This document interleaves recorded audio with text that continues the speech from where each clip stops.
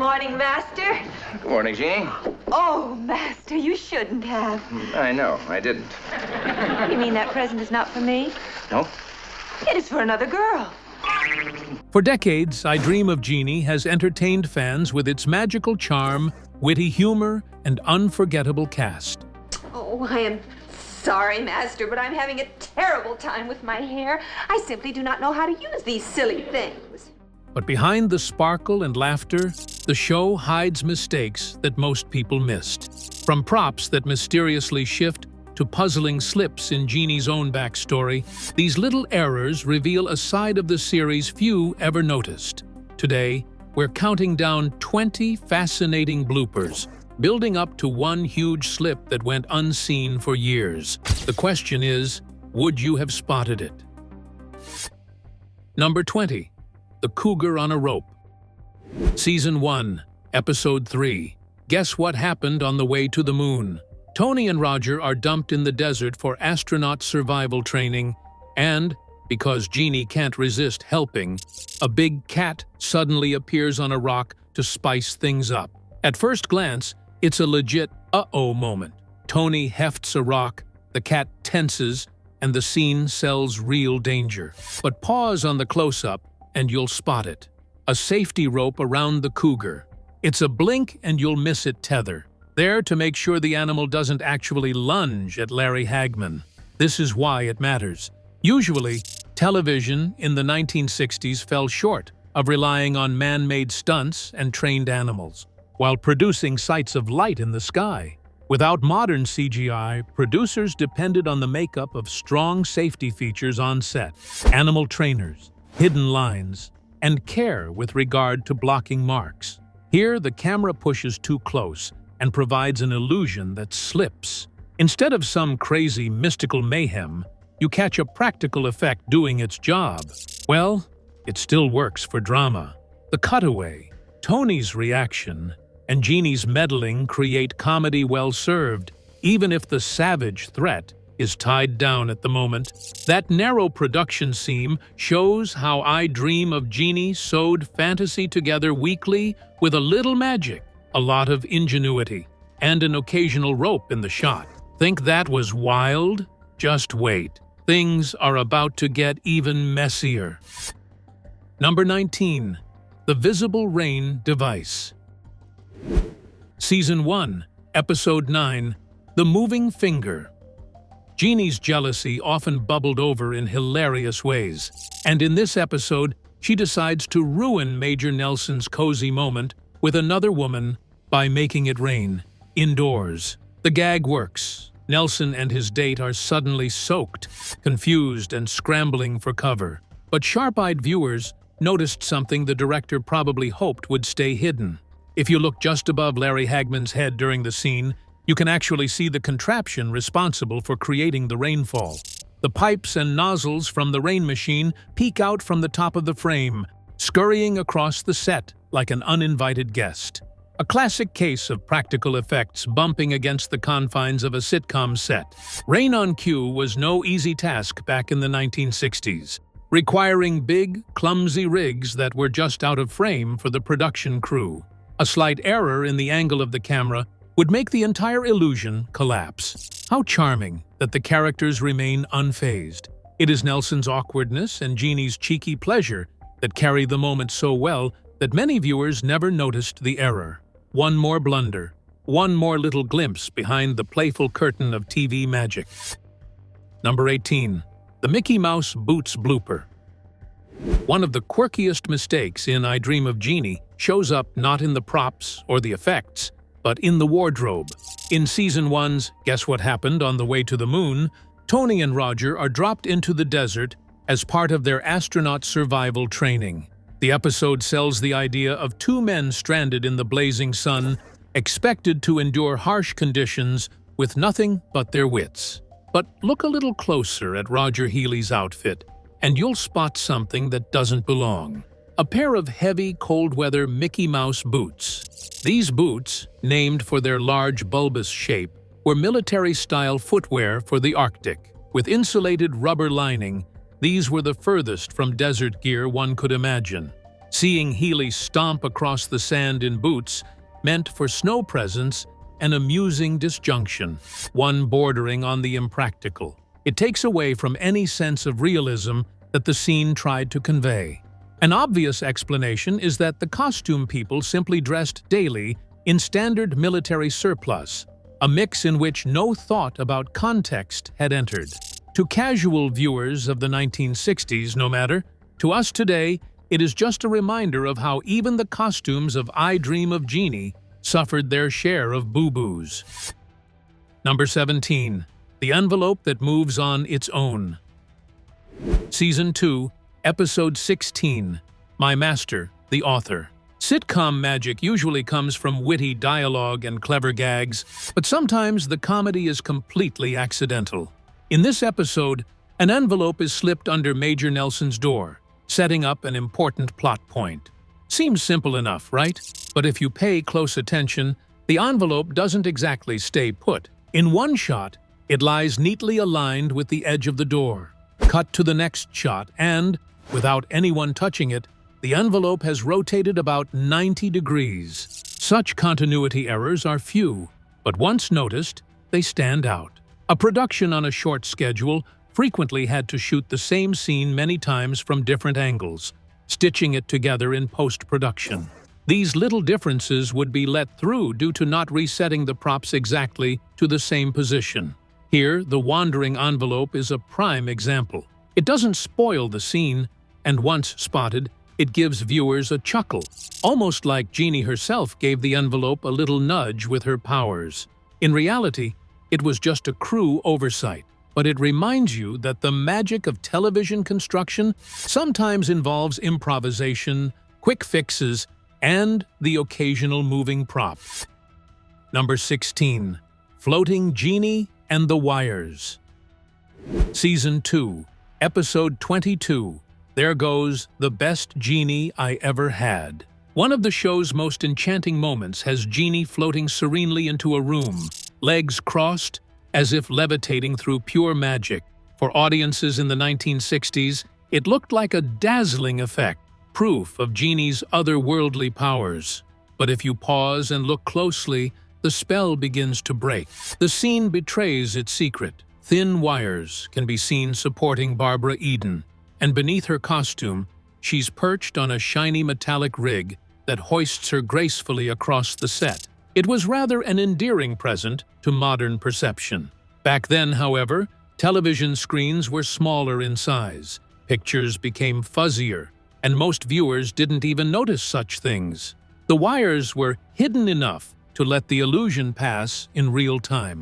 What sells this, however, is Eden, the calm countenance, posture, and timing, convinced that the floating entrance works, even if the hardware is peeking through.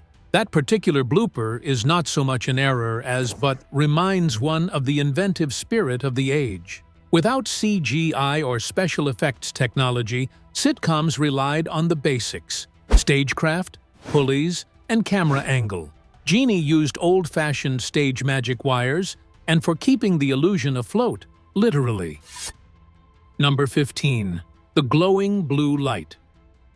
Also from Season 2, Episode 22. There Goes the Best Jeannie I Ever Had.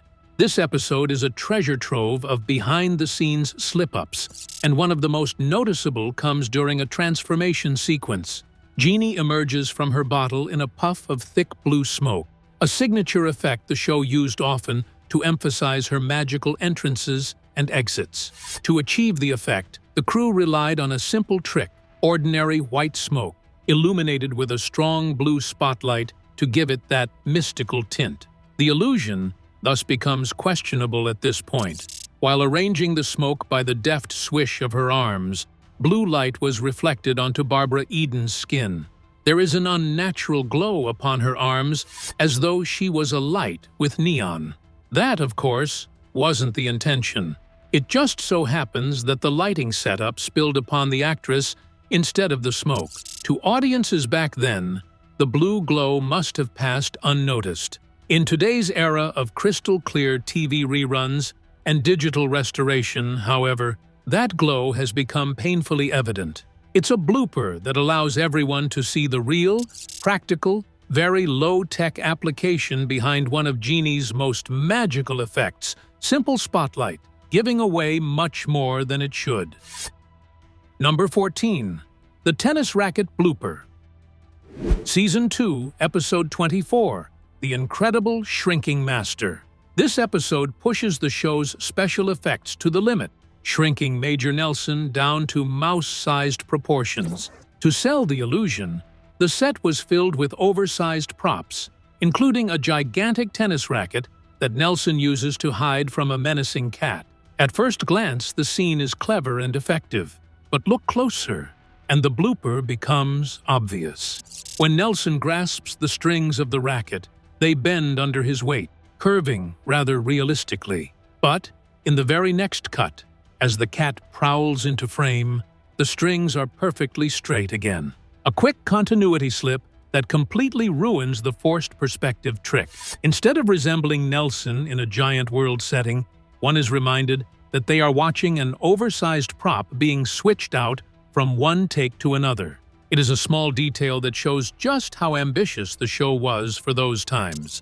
Producing a shrinking man effect in the mid-1960s involved big props, some editing tricks, and a sincere amount of imagination. Most viewers must have been too caught up in the fun of the story to catch this little cheat on the racket, but once you catch it, it's hard to let go of. Number 13. The Self-Opening Drawer. Season 2, Episode 27. There Goes the Bride. This one's a blink-and-you'll-miss-it moment, but once spotted, it's impossible to forget. The scene shows Jeannie magically transforming herself into a bridal gown, a classic bit of sitcom spectacle that puts all the focus on Barbara Eden. The costume change is quick, flashy, and meant to steal your attention, but look just a little lower in the frame, and you'll notice something odd. The dresser drawer firmly shuts just before Jeannie's gown appears. As the transformation effect occurs simultaneously, the dress appears, and the drawer, of its own accord, mysteriously swings open. As such, it has nothing to do with the plot and the trick, yet there it is, moving perfectly in synchrony with her costume change.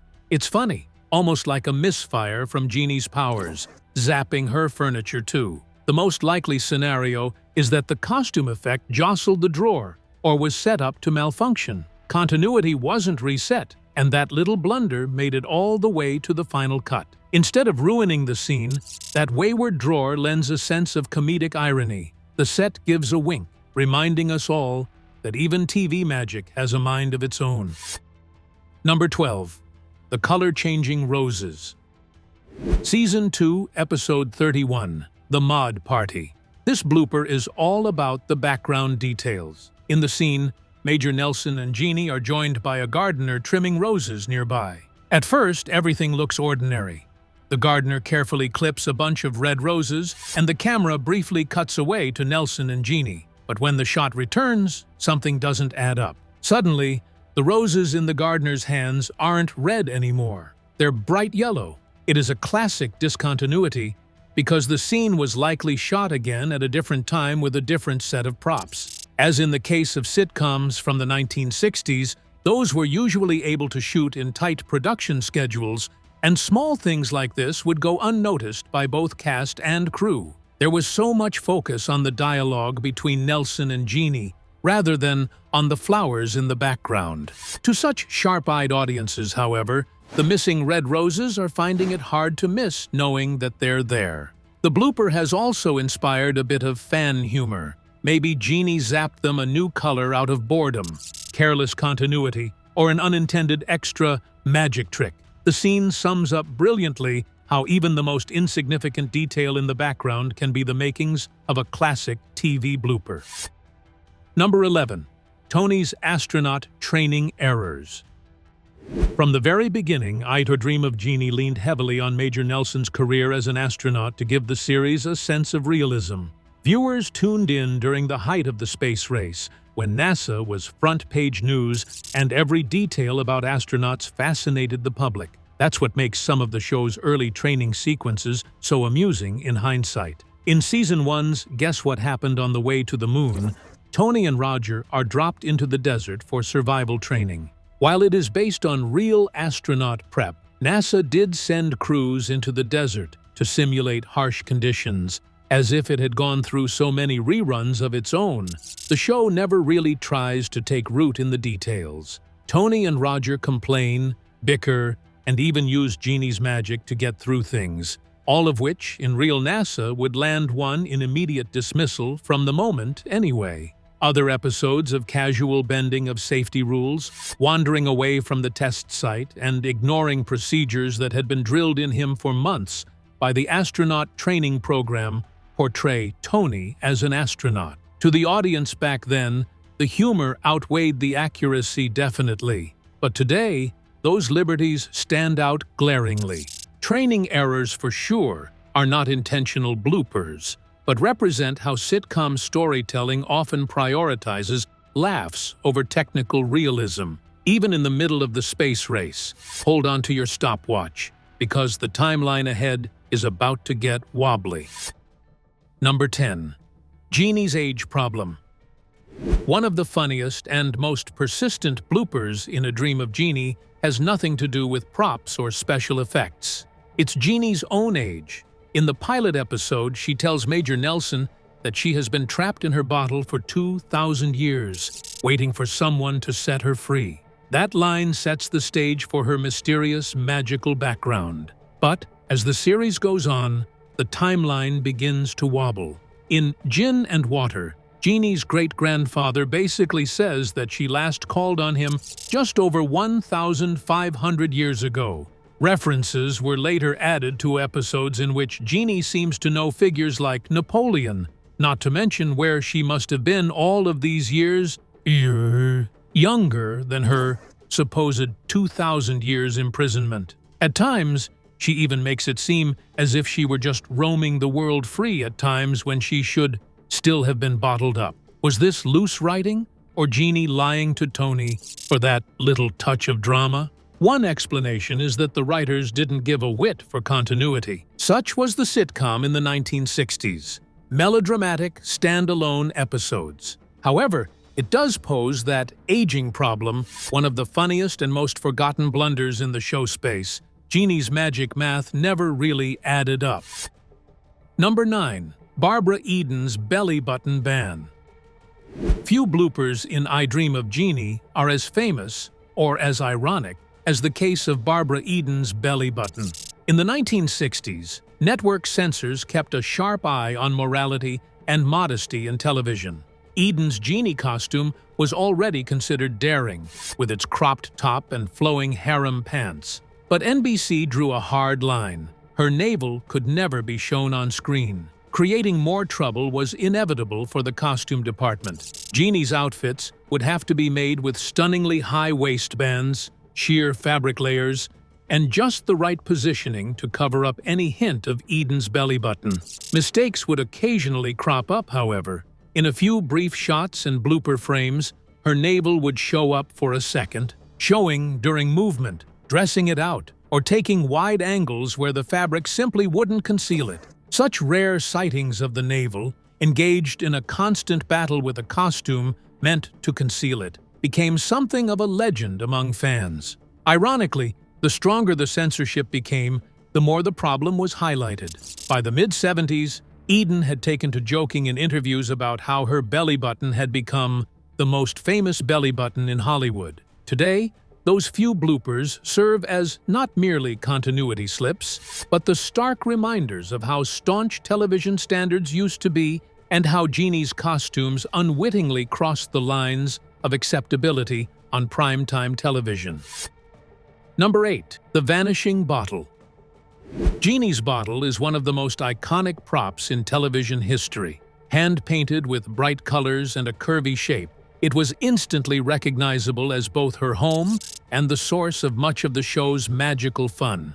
But for such an important piece of the set, the bottle had a funny habit of disappearing, or reappearing, in ways that didn't quite make sense. Numerous times, a bottle is shown on the table of the room or on a shelf, and suddenly, in the next cut, the bottle is gone. In other instances, it seems to teleport to another location in the room, even without any of Jeannie's magic. One of the more ludicrous examples comes during the quick conversations occurring between Tony and Jeannie, where the bottle moves about like a wandering extra character. Actually, it wasn't supposed to convey a plot about the bottle having a life of its own. Rather, this just shows how a continuity problem arose, because not each of the various camera angles was always redone immediately. Anything on the set that props were treated as disappearing between shots would not always be placed back in precisely the same spot. To the casual viewer, they would have never noticed. But for the eagle-eyed viewer,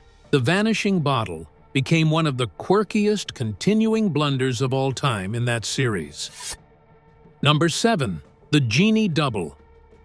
While Barbara Eden carried the show with her charm and comedic timing, she couldn't be everywhere at once. For certain long shots, stunts, or background setups, the production occasionally used a stand-in or double-dressed in Jeannie's signature pink and red costume. The idea was that, from a distance, viewers wouldn't notice. But in a few episodes, the differences are clear enough to spot. The replacement hair isn't quite the same as that of Eden's color or form most times.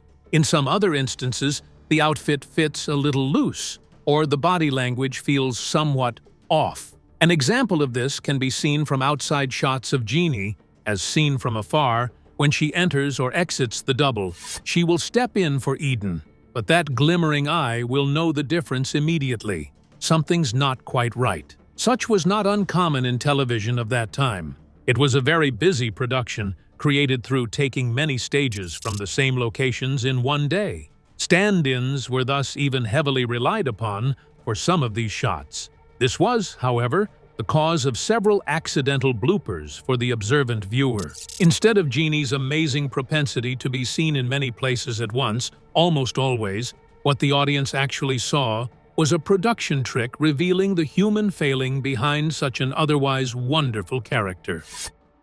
Number 6. Roger's disappearing drink. Major Roger Healy, played by Bill Daly, was the perfect comic sidekick to Tony Nelson. Always scheming, always hungry, and usually holding a drink in his hand during parties or social scenes. But that drink didn't always cooperate with continuity. In several episodes, Roger's glass seems to take on a life of its own, changing levels, refilling itself, or vanishing altogether between cuts. A very glaring instance happens during a party scene where Roger is having a conversation with Tony and Jeannie. From one angle, he is shown with an almost full glass of champagne.